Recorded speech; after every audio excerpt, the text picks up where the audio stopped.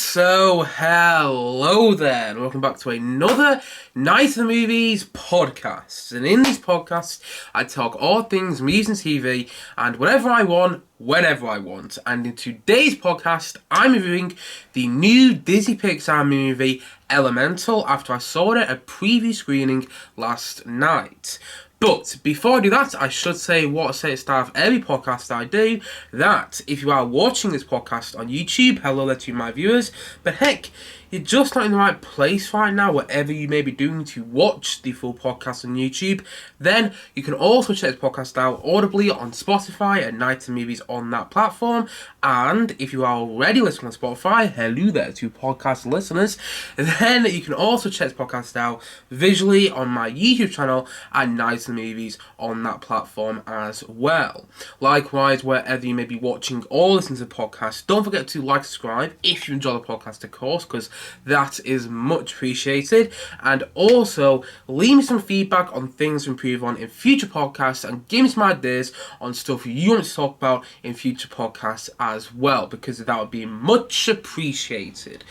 But anyway, let's get into it, shall we? Let's get straight into my review of the new Disney Pixar film, Elemental. And as I've already mentioned briefly, I saw this at a preview screening last night. It was what Odeon calls a screen unseen. Like, I always go to my local Odeon when I watch a big film like this, when I watch, a film from a big company like this. And last night, I went to the Odeon for a screen unseen. I didn't know what I was watching, but I knew that was coming out in the next couple of days. That's all I really knew about the film I was seeing. And then it ended up being Elemental.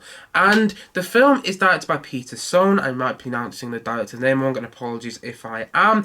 And it's set in this city where all the elements of the earth exist. And we follow this fiery young woman called Ember and this water guy called Wade, who end up bumping into one another.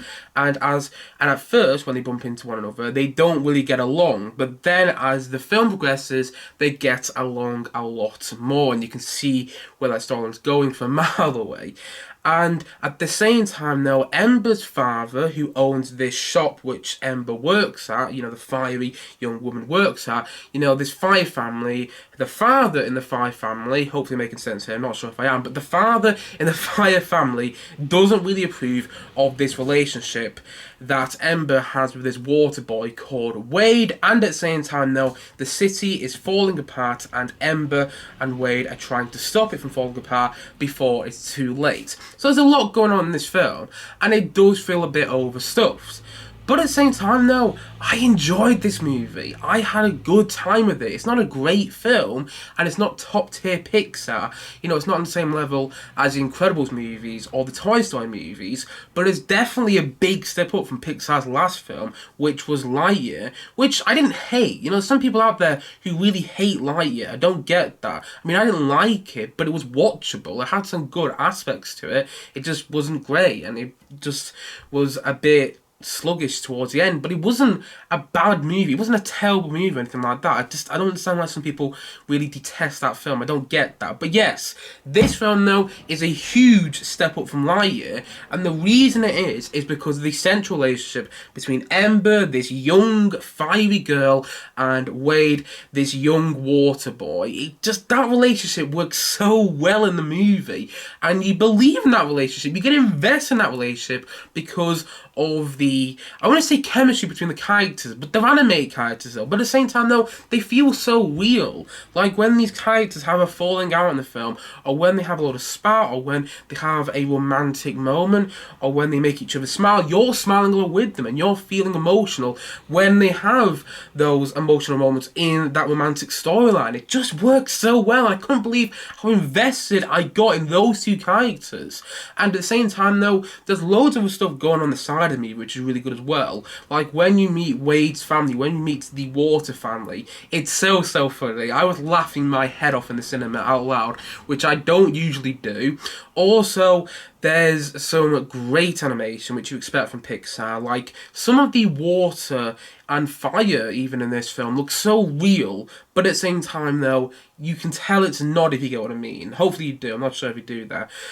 But yeah, some of the animation is so beautifully done, and there's some very entertaining sequences as well. And I really love the Thomas Newman musical score as well. I didn't even know it was Thomas Newman until the end of the film, and it popped up. I was like, of course it's Thomas Newman. He does these amazing scores for Pixar films like Finding Nemo and so on and so on and so on. But at the same time though, none of those other elements, going on the side of the movie would work. None of those I can't even speak.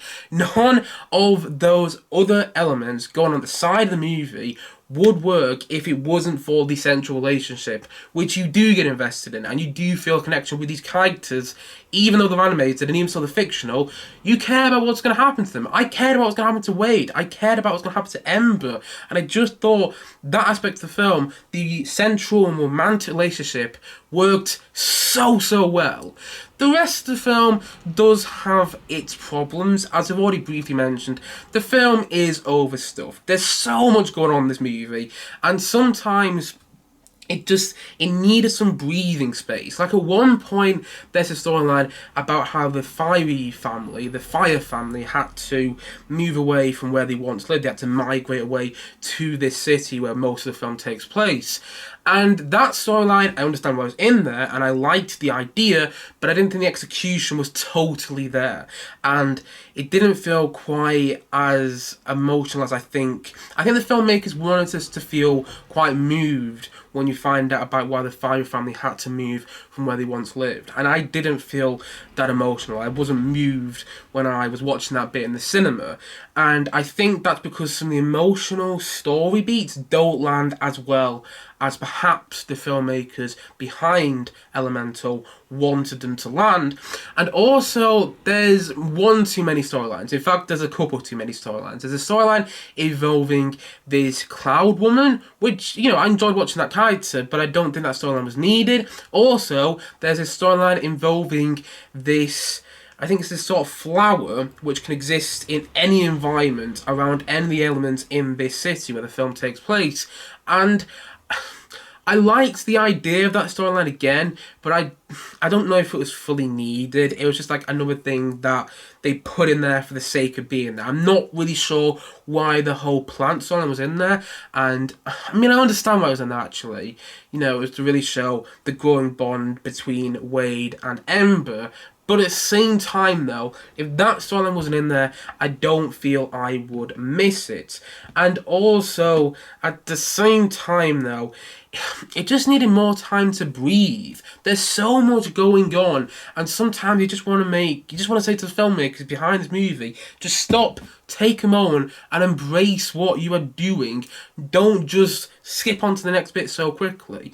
And I feel that's what this film was doing quite a lot. It's 1 hour, I think it's about an hour and 45 minutes, or it's just under that. And, I mean, it flies by because there's so much going on. But at the same time, though, I wouldn't have minded if it was about 2 hours, because then we would have had that breathing space in certain moments and really felt those emotional story beats in other parts of the movie which weren't the central romantic relationship. But because the central romantic relationship works, all the other stuff that didn't work wasn't so distracting, because I cared about the central romantic relationship. And so for me, that made this film a delightfully engaging watch. I was sitting there and I was engaged in the storyline, I was invested in the storyline, in the central romantic storyline, and I wanted to see what happened to these characters, and that's why I enjoyed watching it. And it is, one of those family films which would appeal to the whole family. Like, even so, this is a film primarily targeted at kids, I can also see people in my age and people older sitting around the TV watching this with their family, or going to the cinema watching it with their family as well. But this film was bombed at the box office, so probably sitting around the TV and watching it, and everybody getting something out of it. It's a good movie. It's not a great movie. Don't go into this film expecting something on the same level as Inside Out, Coco, or Monsters Inc., or even Monster University. I quite enjoy that movie. I don't care what anyone says. I thought that was good. And also, don't go into expecting something on the same level as the Incredibles movies, particularly the first Incredibles movie, which is my favourite Pixar film, and also any of the Toy Story movies as well. But maybe going into this film expecting something on the same level as Onward, which came out in 2020, and that was a good movie. I liked Onward. I mean, I didn't love it, but it had some good ideas in there, and it was a fun watch, and that's exactly what Elemental is. It's a fun watch, and the ending does leave you wanting more, and unfortunately though, it doesn't look like we're going to get more, because as I already mentioned, the film has bombed in America where it's already released, and more often than not, when a film bombs in America, it normally means that it's going to bomb around the world. I mean, that doesn't always happen, but usually when a film bombs in America, it's declared as a box office flop. So there's all that sort of going on, and for that reason I don't think we're going to get a sequel to this movie, which is a shame, because I think the end of the film sets up perhaps quite an interesting story going forward. I mean, I don't know, but it sets up quite a... I want to see where these characters go, and maybe when the film goes on to streaming, maybe when it goes on Disney Plus in a couple of months' time, it will find an audience. It will find a large audience, because, you know, people don't have to go to the cinema to watch this, and families can stay at home and maybe not have to worry about going out to cinema and spending all this money if they've already got Disney Plus and they can watch it in the leisure of their own home, on the sofas and whatnot. And so perhaps this film will find an audience on streaming, and then maybe, I don't know, but maybe there might be some sort of sequel made to it, like a TV show. I don't know, I'm just, you know, thinking outside the box here. I'm thinking of some ideas of how this story could continue, because I want to see these characters again. I love Wade, and I love these water family. They made me laugh so much, and I really enjoyed the character of Ember and the fire family, and I just really enjoyed the film. It's a fun watch, and if that's what you're going to see with this movie, then you'll have a good time with it.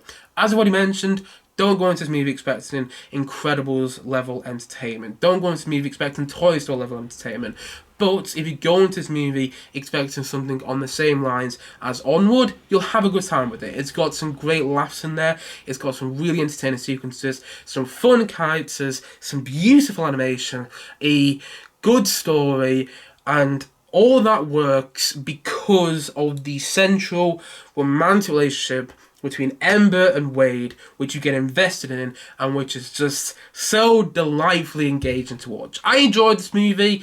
I didn't love it, but you know what? It made me smile, and yeah, it was a good film to watch. And I'm happy I caught it as a preview screen as well, because one other thing I'm just going to mention is that I wouldn't have watched this film, I wouldn't have watched it in the cinema if I didn't catch it on a preview screening, because I didn't really interest me with the trailers.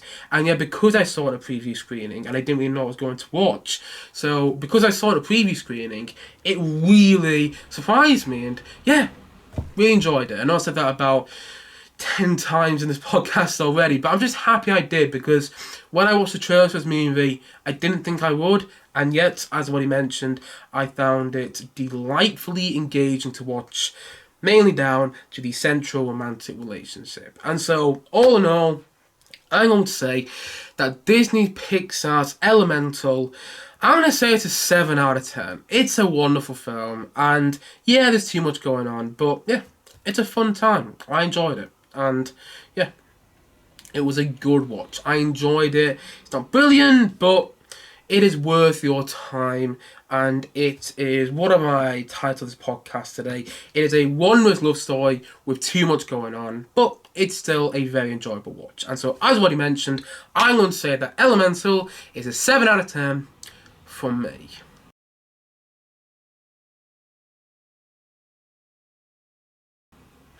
Anyway guys, that is it for this podcast for today. Hopefully you enjoyed hearing my thoughts on Elemental, and if you haven't seen it yet, or if you're planning to go and see it when it actually comes out, just realise it's not actually out by the time this podcast has come out, because I saw it at a preview screening obviously, but if you're planning to see this movie, I definitely recommend you do so, even if it's got your interest a little bit, because I think I'll have a good time with it.